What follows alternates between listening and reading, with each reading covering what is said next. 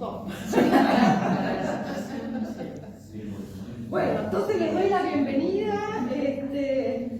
Hoy nuestra invitada Mónica Tracy, encantados de recibirte, Mónica. Gracias por la invitación. Estamos agradeciendo siempre al espacio de la biblioteca, a Maxi, que es acá el organizador general, a Darío hoy no, porque no tenemos sonido, no le agradecemos nada, a Omar Barra por la gestión impecable, siempre atenta y solucionando todo, al sector de contenidos de biblioteca, a Isaías Garde, que está colaborando siempre. Y ayer estuvimos en una presentación, se me abrió el anteojo, bueno, estuvimos en una presentación en la prensa, en la Casa de la Cultura, ¿viste? Ah, sí. Un amigo nuestro presentaba una cosa de Puccini, un libro de Puccini, ¿no? Está lleno de gente, en el Salón Dorado, ¿no? Y ¿cómo se llamaba el historiador que presentó? Lázaro. Decía, acabamos de escuchar, dice, las campanadas de la catedral, dice, pero las campanadas están grabadas, no son las campanadas de la catedral. ¿En serio? Sí. Pero bueno, hubiera preferido no saberlo porque yo me imaginaba que igualmente eran, ¿no? Cuando se escuchan esas que son del Consejo Deliberante. No te quiero decir. Así que bueno, yo pensaba en este momento de tantas difusión por también podríamos poner una, vamos a poner un proyecto que le podemos colaborar con. Claro. No, hoy digo, de tanta difusión en redes y todo, de tanta virtualidad, sí. Son las campanadas grabadas también, claro. De alguna manera. Así que estar acá y compartir me parece bueno, que sí, son las verdaderas campanadas. Sí, yo creo que hay que intensificar en estos momentos esto de los encuentros. Es importante, el contacto humano. Así que bueno, recibimos campanadas grabadas, por otro lado, que quiero agradecer a Irene Acosta y las Acosta que difunden por radio y en las redes, a Santiago Giordano, que siempre menciona en Radio Clásica en su programa, que fue anunciado, y bueno, y a los amigos que habrás visto que han burbujeado con la difusión. Así que bueno, empezamos. Yo voy a hacer un pequeño repaso. Todos te conocemos, pero o se conocen. Nosotras no nos conocemos tanto, nos hemos visto algunas veces, nos hemos leído, pero bueno. Recién mencionaste, naciste en Junín, así que no sos porteña. No soy, pero vine desde bastante chica, así que. Hubo pocos invitados que no fueran porteños, la mayoría eran de por acá, así que estamos generalizando un poco. Toda mi infancia la pasé en Junín. Bien. Sí. Bueno, sos poeta, pero sos periodista. En la adversativa no sé qué viene, no sé. Pero ¿trabajaste como periodista? Sí, sigo trabajando, hago un trabajo todavía de periodismo. Y así hasta la pandemia hacía bastante más, pero estaba en un medio que una revista de cultura que tenía el Ateneo, las librerías del Ateneo. Estuve trabajando ahí desde que empezó esa revista, pero cerró en la pandemia. Así que ahora estoy haciendo solo una cosa de telecomunicaciones. Bien. Bueno, y estás escribiendo como siempre. Acá vos me pasaste una bio que tiene algunas cosas, no es una bio tampoco muy completa, porque yo sé de otras cosas que has estado de pero bueno, sos una de las fundadoras de la revista y la editorial Pusimos Reino, así que bueno, ya con eso suficiente, más de 20 años estuviste en esas. Y bueno, y publicaste una cantidad de libros de los cuales tuviste la gentileza de acercarme a algunos y bueno, vamos a ir desglosando esto a medida que vayamos charlando, si te parece. Yo voy leyendo y voy tomando nota de cosas que por ahí tengo ganas de hablar con vos y empecé a leer tus libros por orden. Empezamos con uno del 81, que solo en los 2 primeros libros había muchas citas y acápites. Ajá. Entonces tomé nota de un montón de autores que aparecen en tus 2 primeros libros. Estoy hablando de un libro del 81 y otro del 87. Ajá. Hice una lista que voy a mencionar así, Quasímodo, Huidobro, Octavio Paz, Eliot, Malraux, Neruda, Pizarnik, Orozco, Nietzsche, bastante ecléctico, Artaud, Jaime Sáenz, Yourcenar, Tralc. Y pensaba si podemos interpretar esto como un guiño de tu propio canon. No sé qué decirte. Yo pongo epígrafes, acápites, de acuerdo a cosas que me pasan con las lecturas, ¿no? Incluso algunos anoto frases de películas también, no es solo de autores, de escritos. Es algo que vibra en una dimensión y a veces los utilizo y a veces no, a veces escribo a partir de eso, y entonces necesariamente tienen que ir.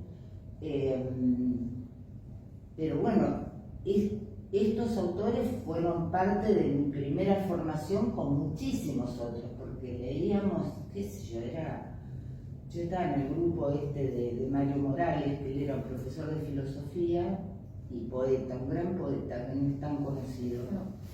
Y leíamos mucho de filosofía, mucha poesía, pero la verdad es que en esa época era muy impresionante. Entonces a eso te tendría que sumar, no sé. Vos habrás empezado a leer mucho antes que eso. Los surrealistas, los simbolistas, no sé, los románticos, qué sé yo, era una efervescencia, una lectura así voraz esa época. Vos llegaste ahí ya con lecturas probablemente, ya tenías tus lecturas encima, porque por algo llegaste a esa instancia. Era, más o menos, yo siempre leí desde chica, pero leía la poesía, por ejemplo, empecé a leer y a escribir por mi cuenta en la adolescencia, pero no tenía una relación con lo que a partir de cierto momento significó la poesía para mí, ¿entendés? Era más, bueno, escribir una cosa, qué sé yo, no tenía. Esto empezó realmente, yo cuando salí del colegio empecé a estudiar periodismo.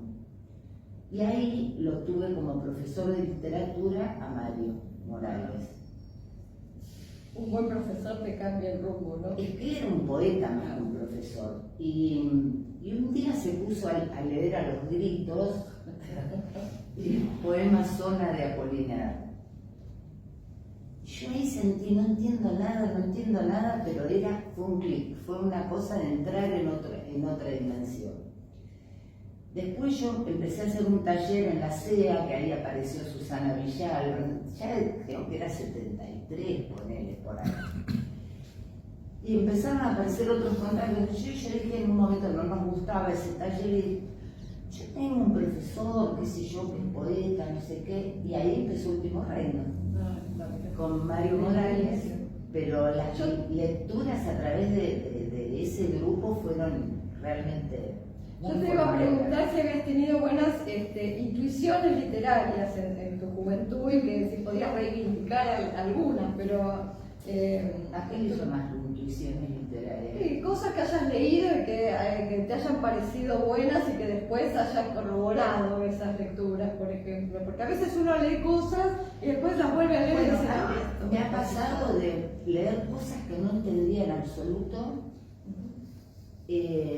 pero que yo empecé a sentir, y ahora ya lo puedo decir físicamente, ¿no? Que la poesía y cierta escritura de pensamiento inauguran en uno un lugar que es casi físico, casi lo puedo escribir, pero aún no entendiendo, hay algo ahí que se instaura como es otra dimensión. Y eso me pasó, por ejemplo, en el grupo empezamos a leer El espacio literario de Blanchot. Y yo ahí empecé, me acuerdo cuando hace toda todo un análisis de Mallarmé. Yo hay cosas que no entendía lo que decía, pero sentía esta dimensión. Y con eso eso me ha pasado con montones de otras lecturas. Y yo siento que es el mismo lugar, tanto de pensamiento o filosofía como poesía, ¿no? Para mí es el mismo espacio. La dimensión literaria de la filosofía también. Yo no sé si llamarlo literario. Es una dimensión, porque la poesía es literario, no sé. Es otra cosa, ¿o no? Y es el escritor o el poeta, ¿no? Viste que se hace a veces alguna diferenciación en eso. Es que obviamente hay escritores, narrativa, filosofía, vos lo lees, son poetas, qué sé yo.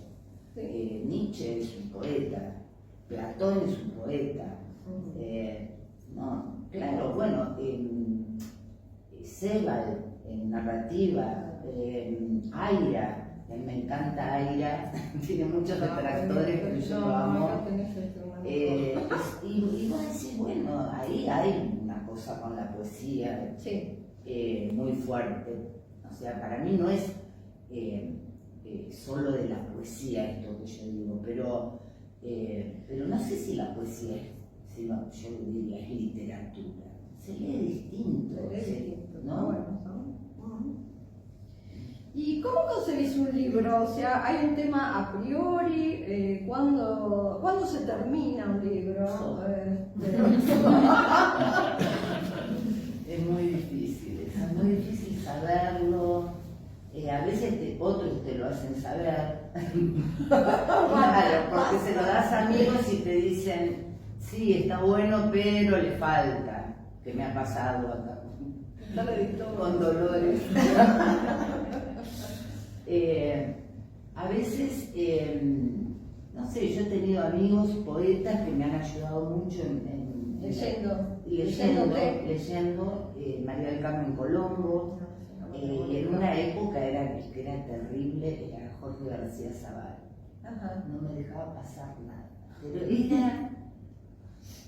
No, tremendo. Por otro lado, él era bravísimo, tenía un humor, era muy divertido y además criticaba a todo el mundo. Pero después tenía una cosa muy tierna. En esa época Agustina era muy chiquita y yo entonces a veces iba a ver los poemas y yo con ella a la casa de Jorge y le compraba postrecitos para ella. Tenía una cosa, ¿no? ¿Te acordás? Muy tierna, pero a la vez era bravísimo. Me agarraba los poemas y me los destrozaba. ¿Cómo se reciben las observaciones sobre la poesía, que es algo tan genuino de uno y vos querés hacerlo de una manera? A veces tengo resistencia y a veces no, a veces dejo que... y muchas veces me ha pasado decir, no, tiene razón, plum, y después digo, no me gusta, hombre, lo digo. Sí. Y bueno, Sí, es un trabajo, además es como dos vertientes, ¿no? Está el que escribe y el que corrige. Y el crítico que hay en uno es tremendo, es tremendo. Es casi que no tiene encuentro con el poeta. Es otra dimensión. Entonces uno duda muchísimo.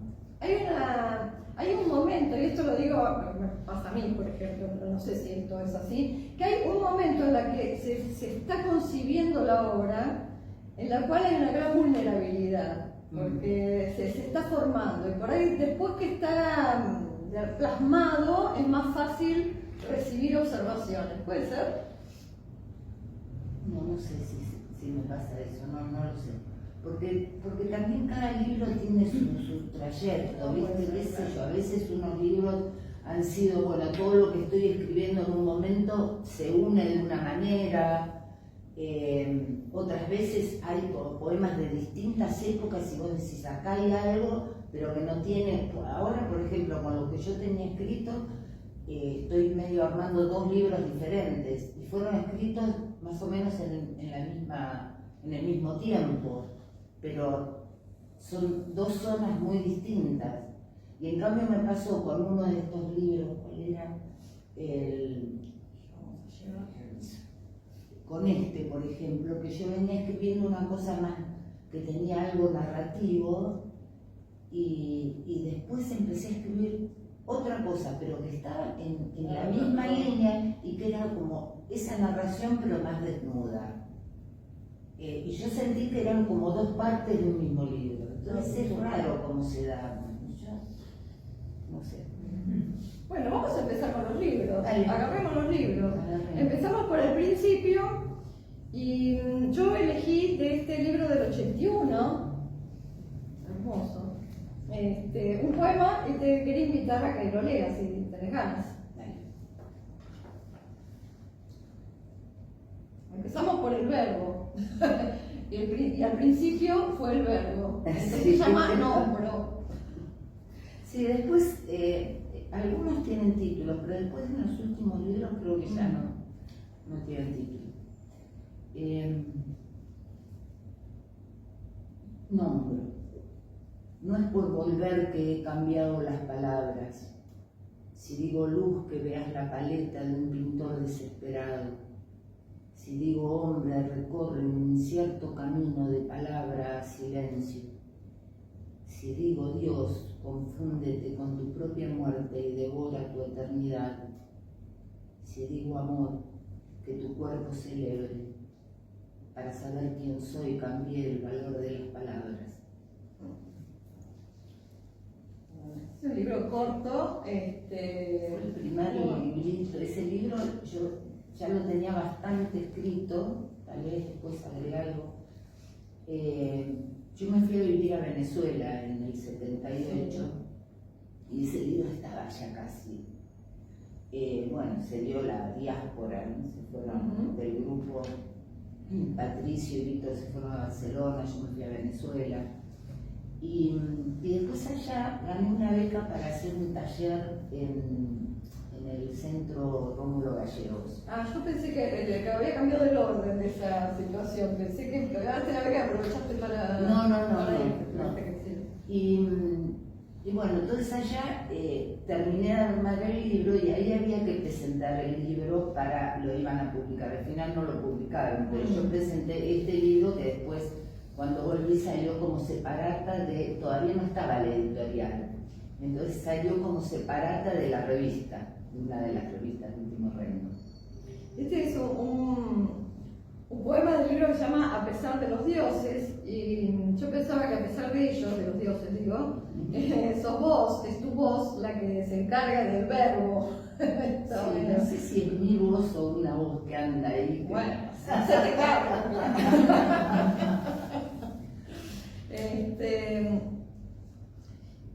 Yo pregunto, en el acto de lanzarte a la escritura, me preguntaba de qué preconceptos estás atenta a despegarte o con qué incomodidades lidias en la escritura. No sé, no estoy muy segura de lo que me preguntas. Sí, hay cosas que no deberían nombrarse, sea una superstición o parámetros que vos te pones al respecto, o son cosas que te cuesta afrontar No. Bueno, a lo mejor en el momento del crítico, a lo mejor ahí sí saco cosas que por ahí es probable que estén respondiendo a preconceptos, no lo sé. Pero el momento de la escritura para mí es un momento de alegría. De libertad. Es un momento de encuentro con algo. Ojo, muchas veces al otro día esto es una porquería. Pero el momento de la escritura es un momento de alegría. Es un momento en que hay otra cosa que fluye, que no sé si es mía, pero que me da mucha alegría. Pensaba en las trabas, ¿no? En las imposibilidades. Vos decís en un momento, pongo acentos donde no hay letras, decís en un poema. Yo pensaba en esas cosas que por ahí cuesta encontrarlas para decirlas, digo, para mencionarlas. En esas imposibilidades también pensaba un poco, pero por ahí no. No sé, porque el momento de la escritura es un momento muy especial que no depende tanto de mí. Yo siento que hay algo que yo no estoy controlando, ¿entendés? En cambio, en el momento del crítico ya es más feo.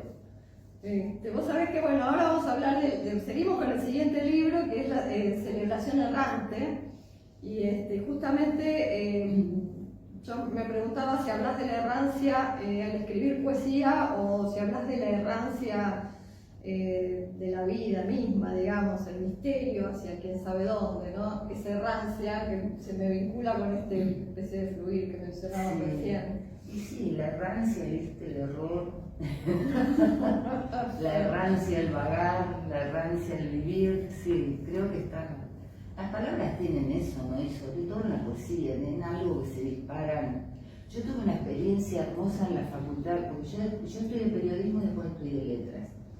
Y mi primer, y esto mucha gente lo sabe porque lo cuento siempre, pero para mí fue fundante. Tenía una profesora en Historia de la Filosofía Antigua, que la tenía en la cátedra ella era la titular de la cátedra, y además era la ayudante en griego 1. Entonces fue maravilloso usar eso, porque en griego ella cuando había alguna palabra, todos los conceptos que se desprendían de una raíz, ponele. Sí. Y para mí eso amplió el mundo, y eso me pasa con la poesía, por ejemplo. Yo a veces pienso, la otra vez estaba leyendo un libro de Anne Carson sobre el amor, y ella, bueno, es una especialista en lenguas clásicas, y yo digo, ay, ¿por qué no sería eso? ¿Por qué? No, porque claro, vos te das cuenta cómo está sacando, ¿no? Como de cada palabra, de cada forma, está discutiendo si te pone el párrafo en griego, que yo ya no entiendo nada, griego los 3 niveles, pero ya no sé nada. Pero me encanta eso, me encanta hablar, y creo que la poesía tiene eso, ¿no? Yo a veces digo que tiene su propia necesidad la poesía, como que las palabras se van encontrando solas, van buscando sus, ¿no? Algo. Sí, tiene que tener un buen vehículo la palabra en todo caso, ¿no? Porque no todo el mundo que junta palabras pero llega a buenos momentos momentos. de escribir pasa eso, ¿no? Como que las palabras, incluso más allá de uno, las palabras tienen un derrotero, un encuentro con otras palabras, Pero los tenés que conducir, es como los colores de la paleta están ahí para todos, pero no todos, no, claro, no, hay que saber llevar un pincel para un lado, me parece. No sé, pero hay algo que se da que es bárbaro. Es bárbaro perder el control. Sí.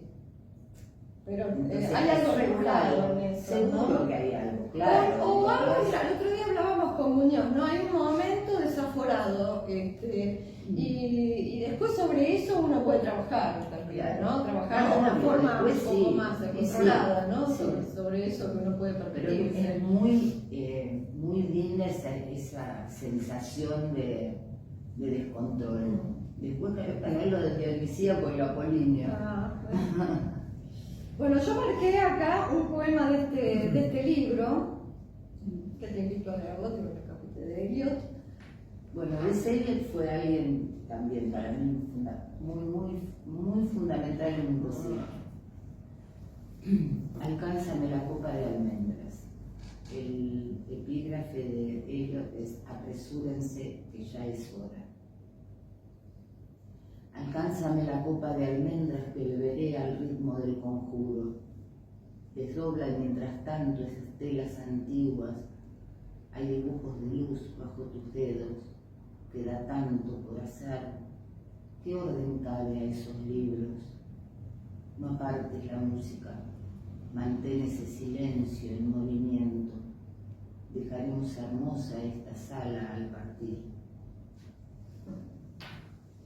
Vos decís almendras y yo pienso en la vinculación venenosa también Sí, del cianuro. Sí. Que beber las almendras, la copa de almendras, La copa de almendras. a mí me llevó Sí. para ese lado. Bien. Decís en algún momento, creo que es en este libro con el que sigue, que el grado más alto de la belleza es la melancolía, y hay mucha reflexión sobre las despedidas también en tu obra. Sí. Bueno, yo soy bastante melancólica. Sí, tengo una tendencia fuerte a la melancolía. Está presente, es Sí, eso. siempre, sí. Bueno, el siguiente libro es hablar de lo que se ama. Y acá hay digo yo, ¿no? No sé, porque te parece pertinente el comentario, me parece que es una espiral alrededor de la infancia. Sí. Y pensaba la infancia como la patria de la infancia y la lengua, y Saer se hablaba bastante de ese asunto, y acá yo copié una cita que me gusta siempre, que la infancia es el solo país, como una lluvia primera de lo que enteramente nos moja y de la que no nos secamos nunca. Sí, creo en eso. Yo creo que la infancia tiene una impronta fuerte en todo lo que...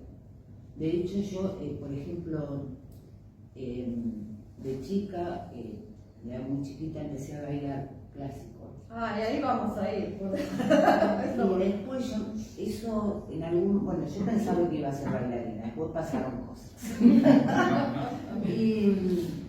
y en algún momento me encontré con que la relación fuerte con el cuerpo estaba en la escritura también. Bueno. Entonces, la infancia está de mil maneras, y ahora en estos últimos libros que están sin editar sigue estando.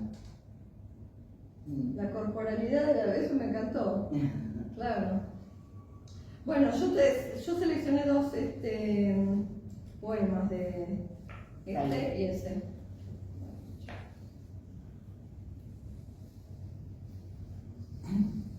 Sustancia pegada a los pies, la de las huellas, raro enjambre de pétalos y estiércol, maleza, esplendor de votos calcinados en tardes infantiles, cuando ya lo sabíamos todo.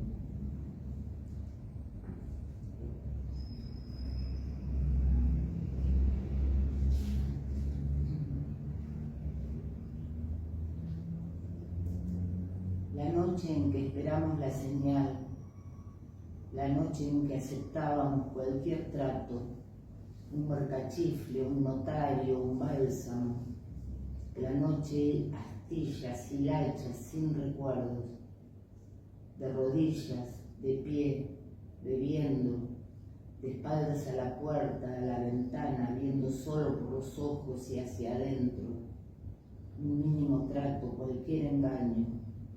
La espera arrasa con todo, tiempo hacia adelante que acaba, para pescar que se hunde la línea en el río que regresa. Es muy hermoso ese poema, bueno, esto corre por... y me pensaba preguntarte si se podría saber para pescar qué. Para pescar que se hunde, sí, no sé. No sé. Es una pregunta fundamental por ahí, ¿no? De lo que escribo hay más preguntas que respuestas. Bueno. El libro, cronológicamente, estoy leyendo, tenemos un libro que cuesta leer el título, porque no sé de lenguaje de señas, pero está escrito igual. Porque las letras quedaron muy chiquitas, ese fue un error.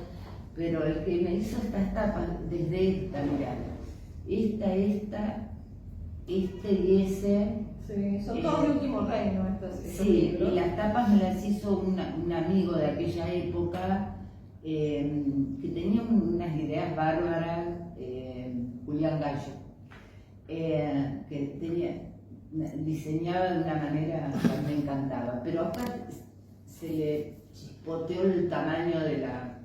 Bueno, pero esto implica una atención específica, dice hablo en lenguas. Que además tenía sentido, ¿no?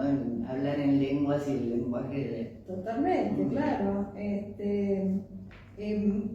Yo me preguntaba, ¿puedo especular? Digo que encontraste un camino o una lengua para temas relacionados con el amor en este libro específicamente, quizás. ¿Tú sabes que lo del amor es como hace poco Alfredo en su ciclo me invitó a leer y leí todos poemas de amor de distintos libros, Ajá. porque es un tema que ha estado siempre en realidad. Pasa es que, bueno, en este empieza a tener, para esta época yo empiezo a entrar muy fuerte en mi escritura Marguerite Duras. Ajá.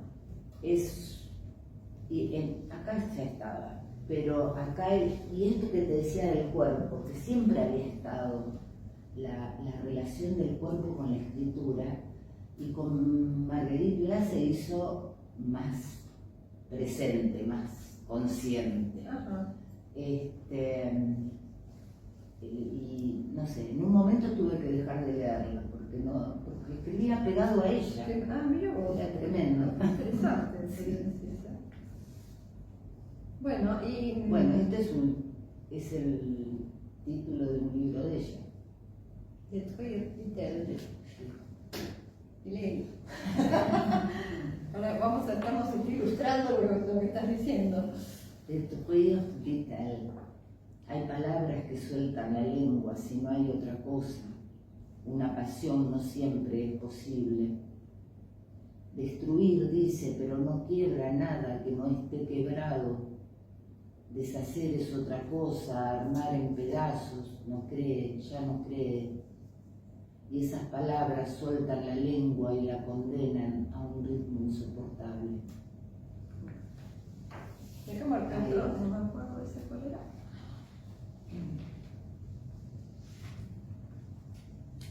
A la repetición. Este es un poema largo que tiene 3 partes. Acá leo la primera, ¿no? Es mucho. La repetición. Hay un modo de perderse en la noche, aún entre paredes conocidas, entre las sábanas, dentro de sí. Hay sobre todo dentro de sí un camino que lleva a perderse.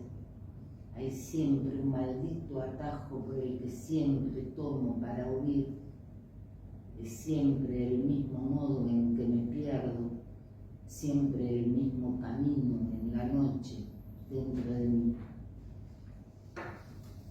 Muchas gracias. Y ahora venimos con uno que tuvo premio del Fondo Nacional de las Artes, Sí. Sobre la espalda del cielo.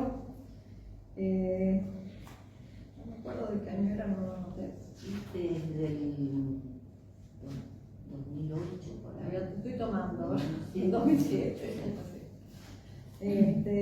Y yo pensaba, me agarró como un afán así, clasificatorio con esto de las temáticas. No es estrictamente, pero me parece que si pienso en algún libro que especialmente me parece que está la infancia, y bueno, ya vamos a ver en otros también. Diría que habla sobre la escritura mucho. En también, pero sí, Las yo lenguas, ¿no? creo Porque que siempre hay mucho sobre la escritura, sí, está siempre alrededor de la palabra, a veces con otras cosas, pero hay mucho sobre la escritura. Sí, son las preguntas también, ¿no? Son las preguntas y también hay algo, es tan misterioso. Entonces volvés a eso, como hablas de todas las cosas que tienen misterio, ¿no? El deseo. En este libro hay mucho del cuerpo y el alma, ¿viste? Como búsquedas de ese tipo, ¿no? Yo elegí poema, que es un juego donde vas variando, vas acomodando la frase y va teniendo un sentido. Un poema corto ese. Bueno, en este son casi todos cortos. Hay troncos como lomos cansados de animales heridos. Hay troncos como lomos heridos de animales cansados que lo han visto todo y no quieren más. Bien. Tuviste. No aparece. Bueno, porque tiene un. Mira vos, no había visto de Liliana Ponce. De Liliana Ponce, sí. Y ella presentó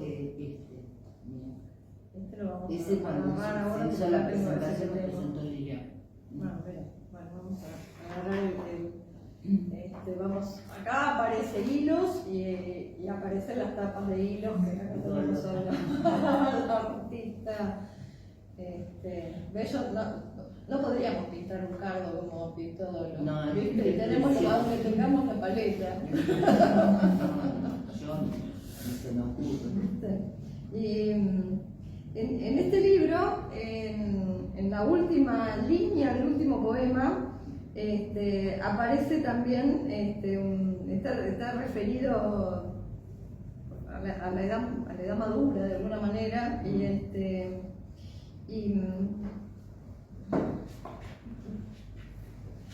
hay un final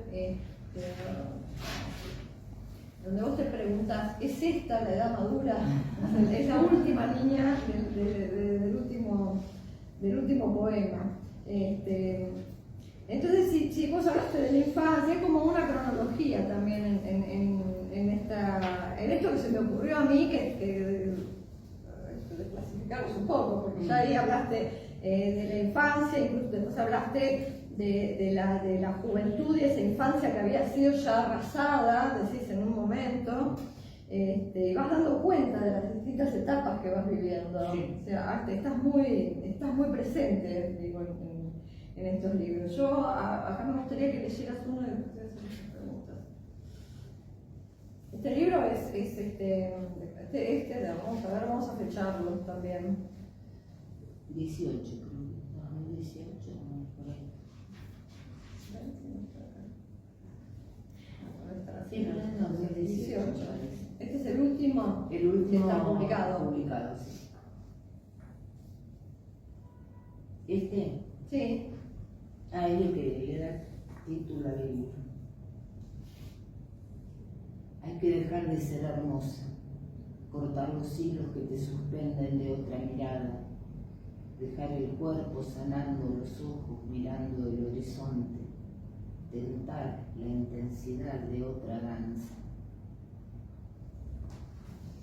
Vos sabés que yo mencioné recién que vos decías que bueno, la infancia que llega a la juventud llega tardíamente cuando la infancia ya había sido arrasada. Y la palabra arrasada aparece en varios de sus poemas. La palabra arrasada, lo mismo que hablábamos antes de melancolía, que lo volví a notar porque volví a notar que es un tema, y pensaba si es atinado pensar que forman parte de tus temas, tus obsesiones o tus interrogantes, ya lo dijiste. Sí, hay una mirada, ¿no? Y en este momento. No se siente como tierra arrasada, tierra baldía, lo decía en 1922 ella, imagínate. Un siglo atrás. Bueno, podemos encontrar razones para la melancolía, para lo arrasado. Y vos mencionás algo también, que decís algo se acomoda cuando encuentro las palabras. Esa es una cosa que yo extraje de tus libros. Y me pregunto si escribir es un acto de ordenamiento del caos interno o es una manera de provocar un nuevo desorden. Y tal vez sean las dos cosas. Las dos cosas. ¿No? Sí, un ordenamiento del caos interno, no sé si puede haber un ordenamiento, pero que hay una sensación fuerte de alegría, sí. Con lo cual, la alegría se supone que podría ser, ¿no? Desde ciertas miradas como Nietzsche, la alegría, la vitalidad, es un buen indicio. Se contrapone con la melancolía.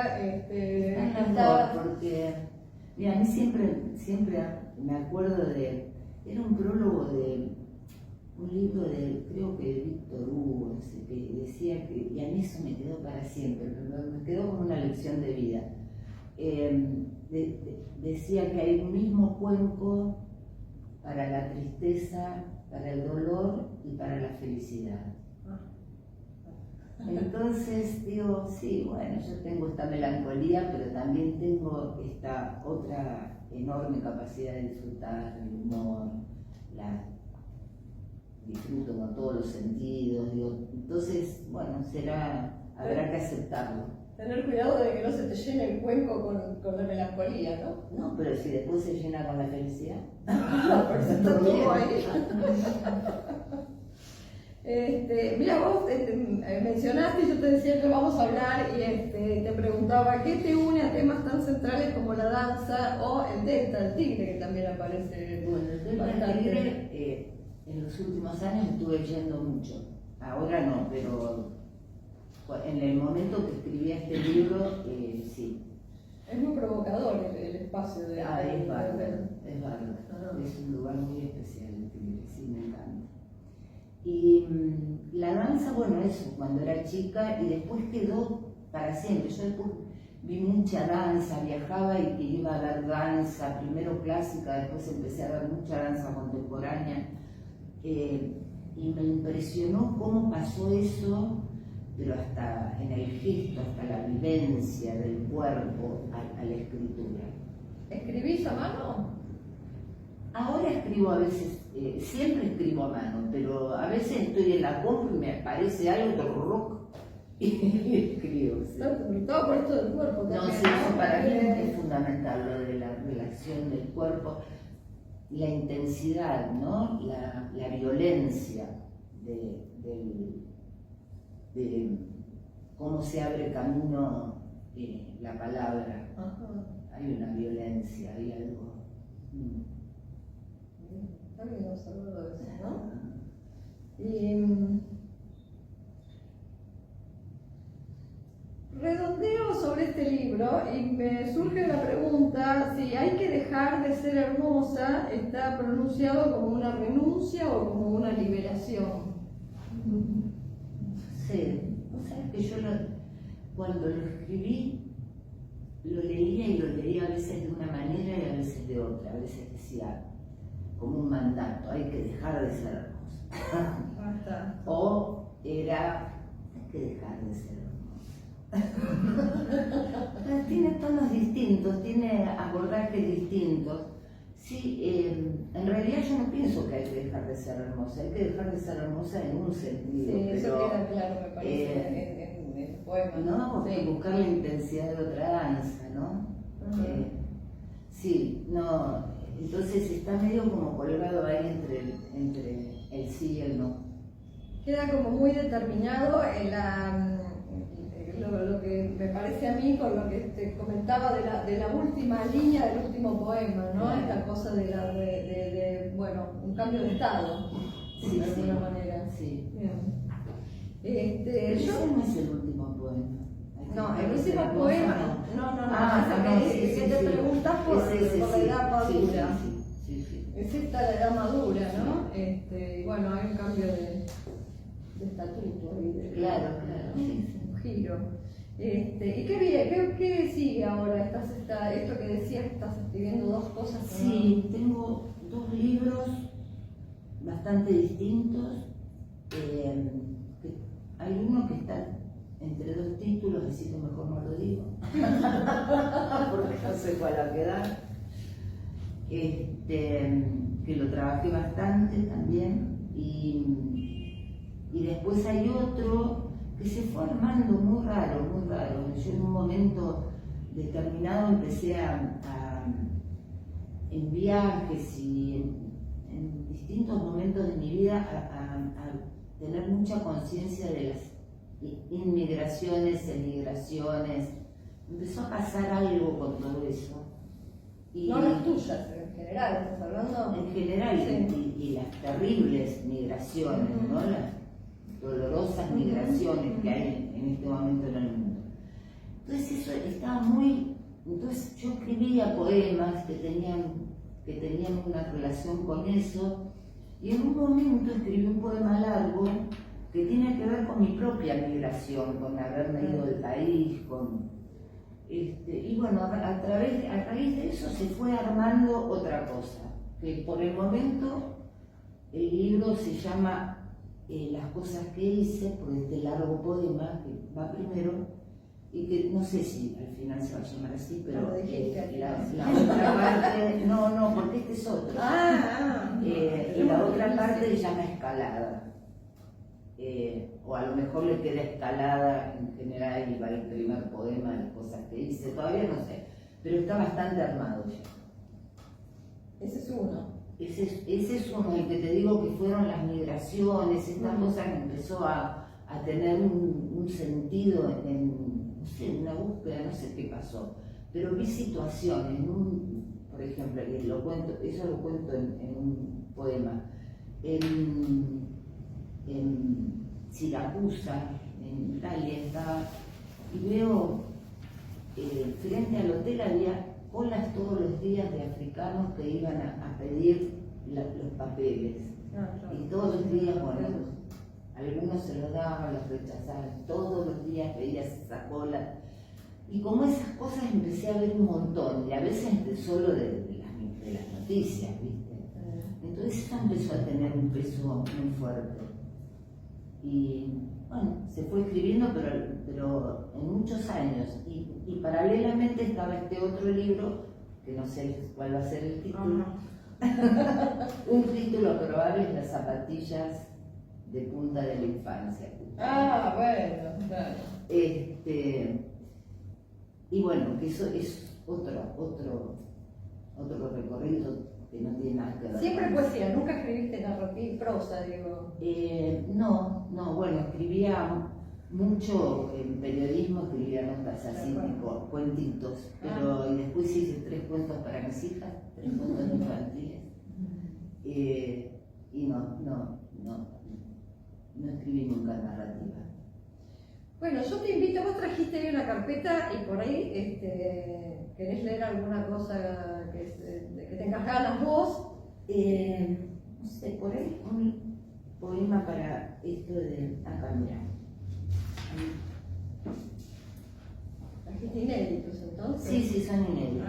¿Ves porque me acordé cuando lo estábamos hablando.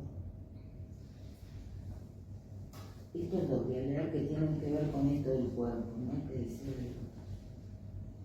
es pura violencia sacar de mi cuerpo una palabra de mi alma. Siento en la escritura la materialidad de las palabras. No son lo que nombran, son lo que son, expuestas, como quien tiene un cuerpo, una historia, con esa intensidad, esa fragilidad. Es ahora con dientes que nombro lo que antes fue labios, lengua, garganta, olvido, en ese orden. Poesía tangible. Sí. Bueno, vamos a dejar un pequeño espacio para que podamos quedarnos conversando un poco. No tenemos mucho tiempo en general en la biblioteca porque es horario laboral. Yo te agradezco muchísimo y bueno, un aplauso para A